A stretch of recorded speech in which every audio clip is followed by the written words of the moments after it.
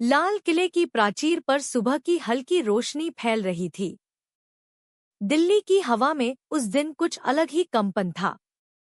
लोग खामोश थे, लेकिन उनकी आंखों में सदियों का सपना जाग रहा था। यह कोई आम सुबह नहीं थी। यह 15 अगस्त 1947 की सुबह थी, भारत की आज़ादी की सुबह। सदियों से जिस लाल किले पर पराया झंडा लहराता रहा था, आज वही झंडा धीरे धीरे नीचे उतारा जा रहा था। वह केवल कपड़े का टुकड़ा नहीं उतर रहा था, बल्कि गुलामी, अपमान और पराधीनता का एक लंबा अध्याय समाप्त हो रहा था।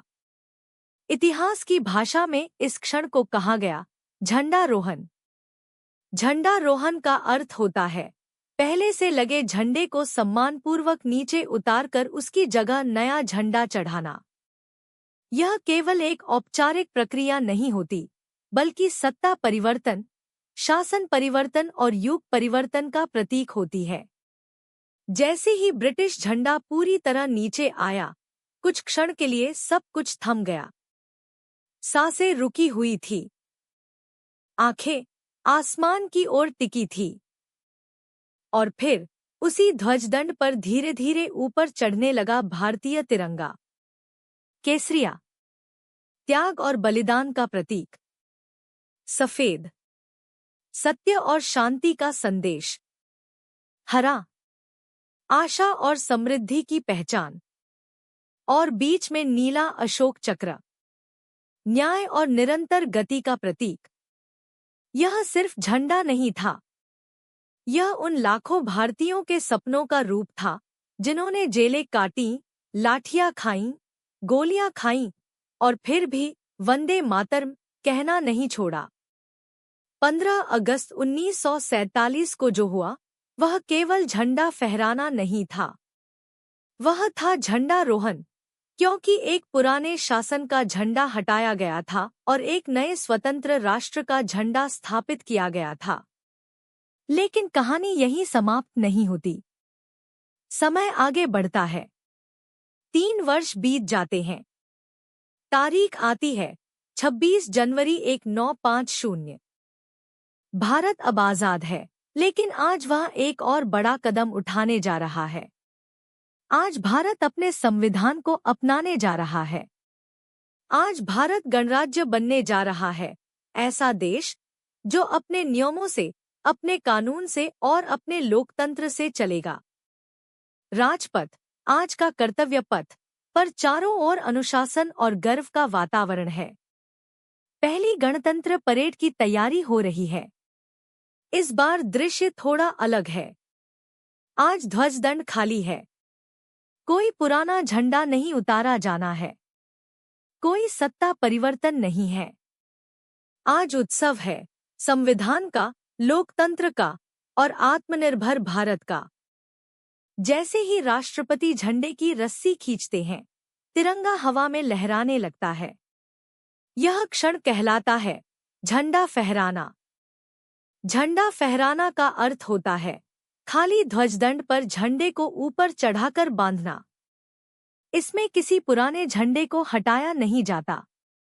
यहीं से पैदा होता है वह अंतर जिसे आज भी बहुत लोग समझ नहीं पाते।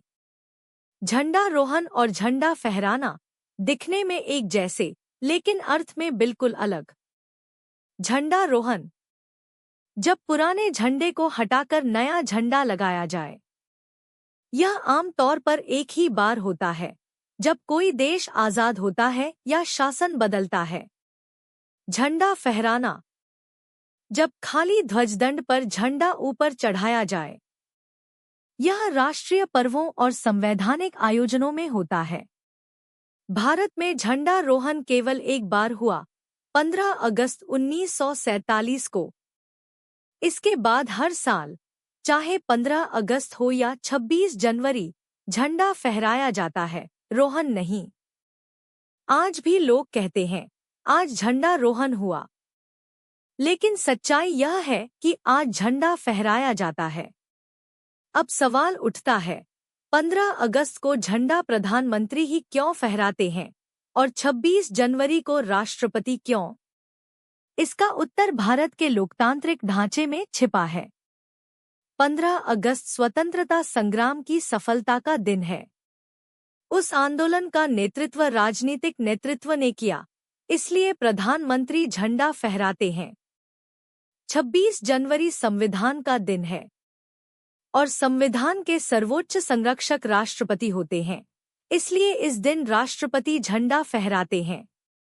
यह केवल परंपरा नहीं है, यह एक गहरा प्रतीक है।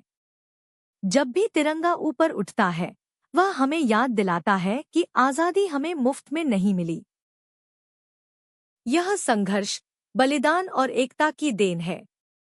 भारतीय ध्वज संहिता हमें सिखाती है कि तिरंगे का सम्मान कैसे किया जाए। झंडा जमीन को नहीं छूना चाहिए। झंडे का उपयोग मर्यादा में होना चाहिए। उसे पूरे सम्मान के साथ फहराया और उतारा जाना चाहिए, क्योंकि तिरंगा केवल कपड़ा नहीं है, वह देश की आत्मा है। जब कैमरा तिरंगे से हटकर लोगों के चेहरों पर जाता है, किसी बुजुर्ग की नम आंखें, किसी बच्चे की चमकती मुस्कान, किसी सैनिक की सधी हुई सलामी, तब समझ आता है कि तिरंगा हमें जोड़ता है और दिल अपने आप कह उठता है, यह देश मेरा है और मैं इस देश का हूँ। 15 अगस्त हमें आजादी की कीमत याद दिलाता है। 26 जनवरी हमें संविधान की ताकत सिखाता है और तिरंगा हमें हमारी पहचान देता है। जय हिंद।